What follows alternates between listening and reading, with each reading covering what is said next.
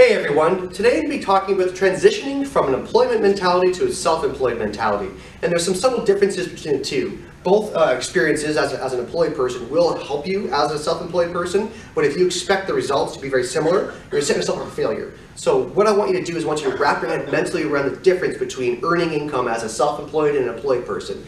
The next thing is you are still employed, you're working for yourself. So part of being successful in building a business is treating each of your individual tasks as if they are a specific employee working in a job. So in the past you may have had one job and one job description. Now you actually have multiple jobs. You're an accountant, you're a marketer, you're a cold caller, you're a customer service agent, you're dealing with clients, you're negotiating deals, you're doing a ton of different jobs. And so what you need to do is you need to realize that you're not just one employee doing a lot of things, you're actually multiple employees doing specific job roles. And each one of them needs to be held accountable, have targets and metrics. And so if you're able to wrap your head around that, you're going to have a great result and a great experience. And of course, that's why you need to work to see results. You don't get successful in life without putting a lot of hard work and energy into your business. And when you've done that, when you've built the machine, you're going to see the abundance you're looking for. So in the next screen here, I'm going to show you the difference from an income standpoint, what it looks like to go from an employment experience to a self-employed experience. So over here in the employment experience, you're going to realize that it's more of a linear experience.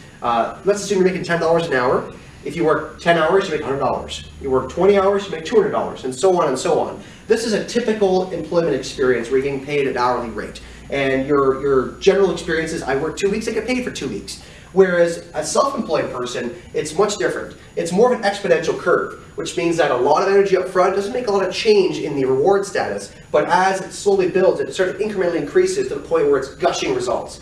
So the biggest hump you need to overcome as a self-employed person moving from an employed to self-employed is that one, you're working multiple jobs now. You are a marketer, you are a prospector, you are a customer service agent, and each one of those jobs needs attention, needs accountability, and needs time in your calendar. And the second thing is that you need to understand that at the beginning, you're not going to see the results that you would expect to see from the same amount of effort put in an employment standpoint. You put in 40 hours a week for a month, you're not going to get paid for 40 hours a week like you would in this scenario. But as the time progresses, you start getting greater and greater and greater results and rewards for the time you put into it. And that really is the joy and the benefit of building your own business, is the abundance you can build for yourself and your family. So understand the difference. Transitioning from employment to self-employed is that you're no longer going to get paid directly for what you're doing, but as you build your momentum, you'll get a much greater result. So just make sure you can survive this part. Make sure you have a plan in place to allow you to transition successfully.